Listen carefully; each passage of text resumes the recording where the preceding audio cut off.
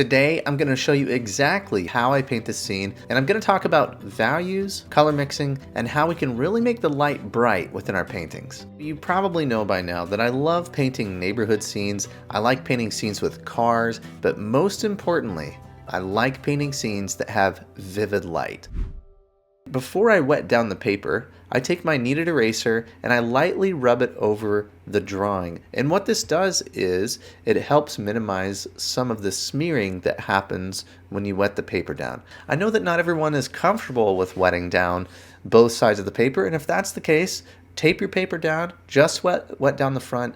But I love painting in this way because painting wet into wet is really important in my process. I love to see those colors blending on the paper, and I also want more time to think through some of the color decisions that I'm making. And when that paper is nice and damp and stays wet longer, because I've wet the front and the back, it gives me more time to systematically work my way around the scene and think about the lightest values first. And that's what we're doing within this first wash. We're thinking about where the light is in the scene. So what I do is I start with where the light is most bright first. Where do I want the light to really be focused in this scene? That is on the light side of this house and on the cars as well. So I'm laying in those little bits of color and value first. I'm using some raw sienna, a little bit of lavender, and I'm working my way around the scene. I know that the brightest part of the painting is going to be this vehicle here. So I've toned it with just a little bit of warm paint. It's still wet, the whole painting is damp, and then I moved on. Now I know I'm going to want a stronger value on the side of the house. It's very important to not try to achieve your middle values and your darks in this first wet and wet wash. Now remember, every phase of this process is setting up the next phase. So in the first phase, I'm thinking about the light of the scene and laying in everything that I want left underneath the middle value wash, which we'll get to here in a little bit. So on the shadow side of this building, there is a little bit of coolness in the shadows. I'm adding some cobalt blue and lavender into the shadow area and trying to bring some variety into the scene as well. What I don't want to do is just cover my whole piece of paper with this same pigment. I want to mix it up and create variety. What's helpful is to look around the scene, look at your reference photo. What is the area of light that I'm going to leave behind? Some of that is some earth tone and brown. Down here, we will have some vibrant light on the grass. And I'm dropping in the light color for the truck. See here, I wanted a little bit of warm to mix with the cool on the paper. So I've dropped that in now while everything is damp. And you'll see here, I'm already kind of getting a hard edge on these areas I haven't painted yet, but this paper is still damp, so I could still work into this here in just a minute. Now, I wanted to get the feeling of warm light on the grass. The morning light was shining on the grass. It was this nice warm glow. Well, these areas where the grass is in light, I'm using some Cobalt Turquoise mixed with some raw sienna and a little bit of cadmium yellow. That gives me more vibrancy in these greens. And I'm connecting this into what I've already painted, continuing to work from a wet edge. So even if your painting is starting to dry, you know that you can come back in with a loaded brush and go right back to where you painted and connect and get a nice seamless transition between these areas. And adding some more saturation and warmth. Down here, this is some raw sienna and some lavender, and I just wanted a nice seamless connection and to paint the light areas on the road and the driveway down here. And as I get into the background, I'm taking away the white of the paper. I'm thinking about some of those houses are going to be left in light back there. What color does that light area need to be? And so you're asking yourself about that all over the painting. What is the color of the part of this area that is in light that I'm going to be leaving behind throughout the rest of the process? Building my way up, I am getting more and more richer blue wash as I reach the top of the paper. Because I wet the paper and I'm working from a wet edge, I get a nice seamless area of light and color. Now, some of this isn't very pretty. I went a little heavy-handed here. That's okay.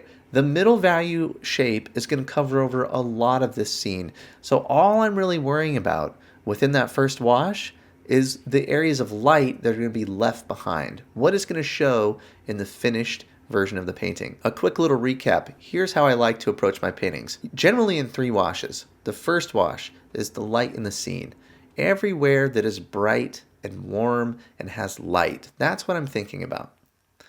The second wash, which we'll get to in a minute, is the large connected middle value shape. So everything that is in middle value, I'm trying to connect and paint. And then finally, we get to the darks and the details. And that is the thing that we all see, that we all want to paint first, the thing that gets all the attention. But remember, hold off on the darks and the details. Let yourself build up your scene and build up the values in your scene and get that full range. So we want to show everything all the way from light to middle tone to dark.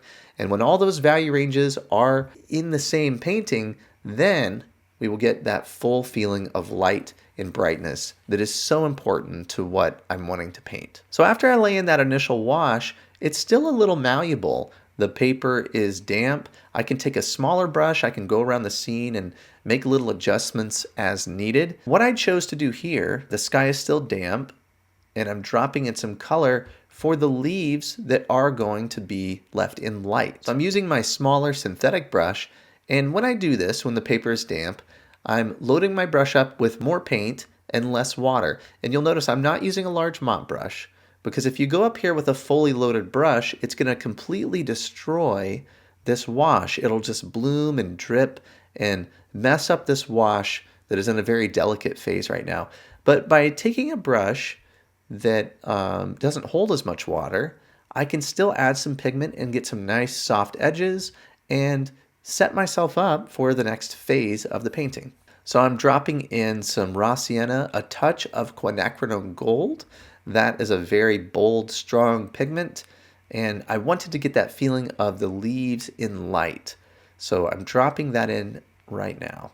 And here's what it looks like once that painting has dried. I'm starting to move into the middle value shapes of the scene. It's important when you are painting to pick a path on how you're going to paint the middle values, because I try to paint them in a very connected way.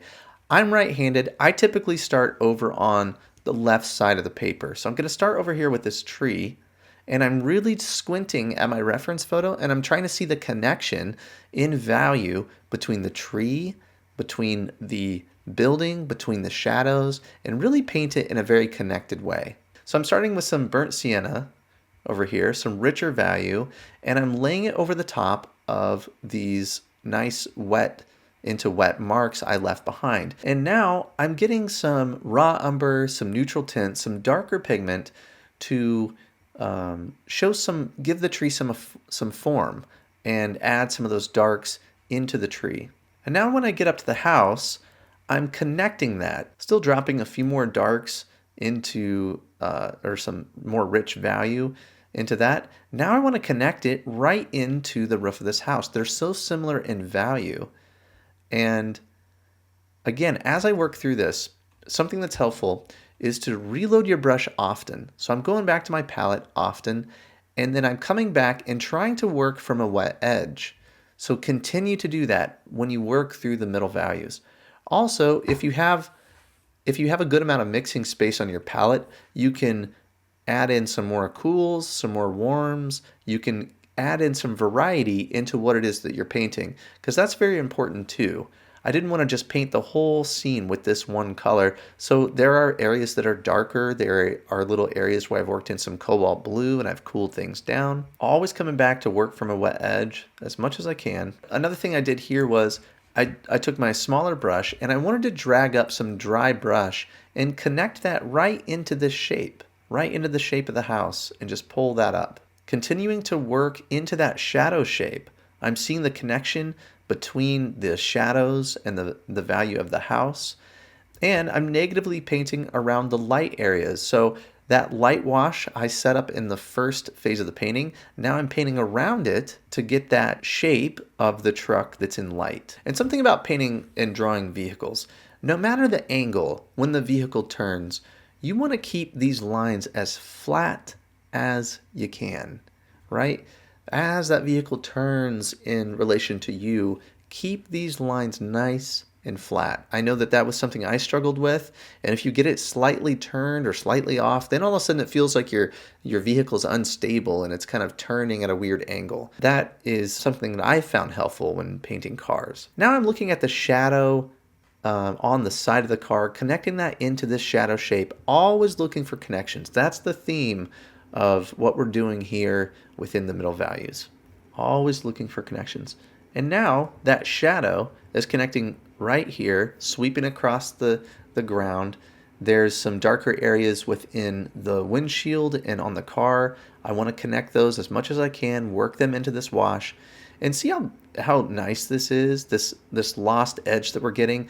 Colors are mixing on the paper. It's looking like a watercolor painting, like we want it to. Let watercolor do what it wants to do. It wants to mix on the paper, and it's such a great part of our medium. Let's take advantage of that. And it's not easy seeing these connections. It's easy to see all the separation, so that's what we have to continue to work at. Now I want to bring this shadow over, connect it into this other vehicle, and just like I did here with the middle values, I want all that to be connected into this shape. So much of what happens when we are painting is we see things separately and we tend to want to paint them separately.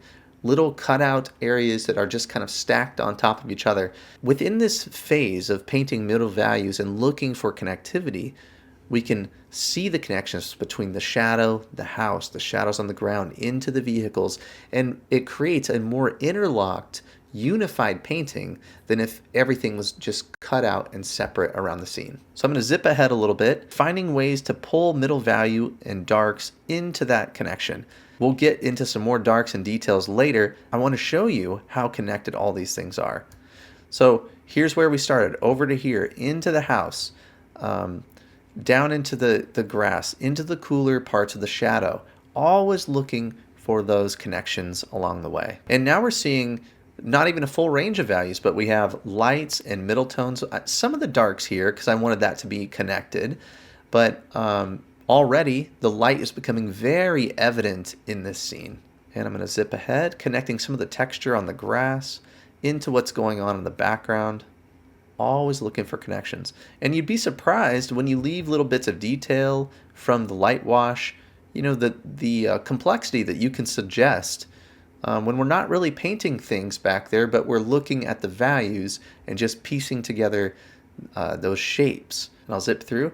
So that right there is a look at the middle values. Remember, we started over here, we methodically worked our way through the scene, connecting shapes along the way. And this is what that looks like once everything has dried. We have that nice connected big shape that covers up all the scene except for those little parts of light that we painted within the first wash.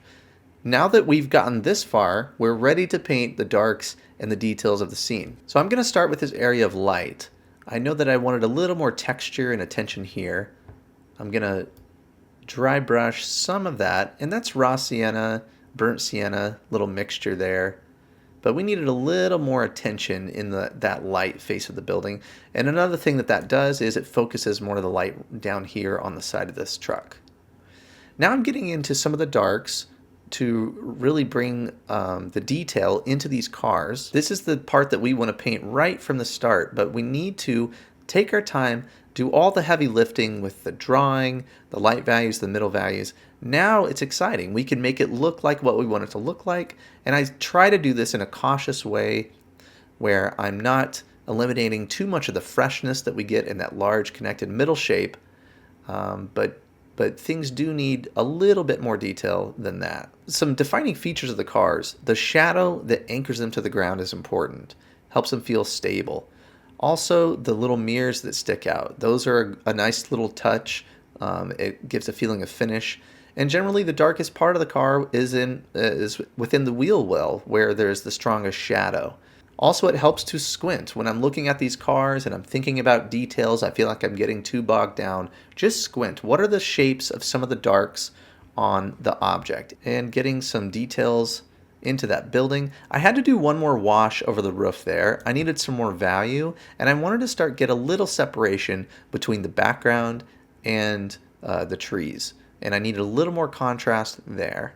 And some darks to bring that area forward. And a lot of what I'm using for darks is raw umber, neutral tint, Mix in some Cobalt Blue here and there, things like that.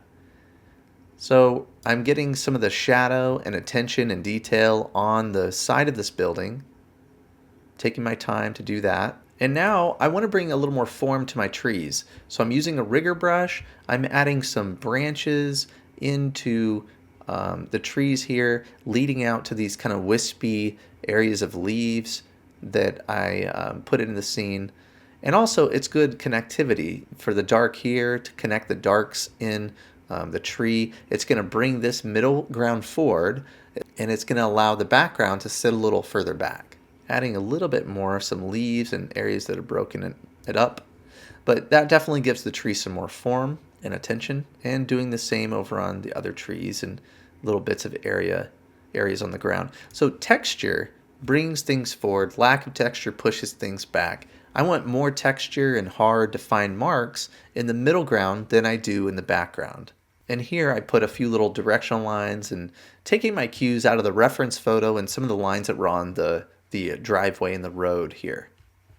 I'm still working my way through the detail with the trees, getting that area focused a little bit more. Now, here's something I wanted to do. I tried to keep the background pretty nondescript, but there was this fence that was catching the light, and I wanted to include that fence line and kind of show, I think that helps to show the ground and the terrain, because there's a hill behind this area.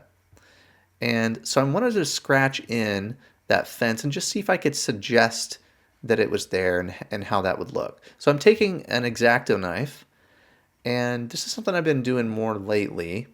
I'm scratching in a few little highlights around the scene, a few little fence posts and things to add a little more detail to what's going on behind the middle ground of the scene. Taking my time, realizing that once you scrape something in, it's permanent. You are scraping off the top layer of the paper, right? There's no going back from this. So do this with caution, and obviously be careful with an X-Acto knife.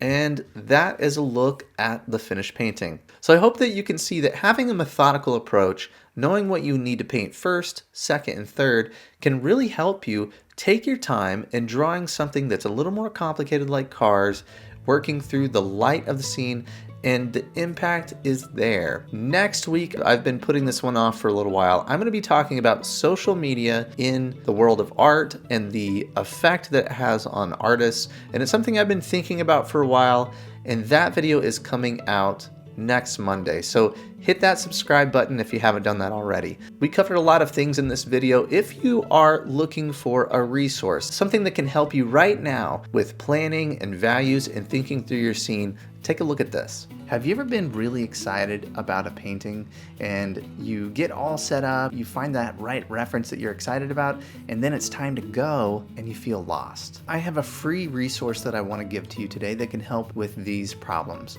My 5 steps to plan a successful watercolor painting. I walk you through the crucial planning phase of your painting that will help you understand what you're going to paint first, second, and third. The planning is really so important, especially in watercolor. This medium is harder to correct. It's so immediate. So having that plan is very important. I send you a PDF that you can download. And the great thing about this is you can have it on your phone. You could print it out. You can download this right now before you start your next painting. All you have to do is follow this link here and download my 5-step guide to planning a successful watercolor painting.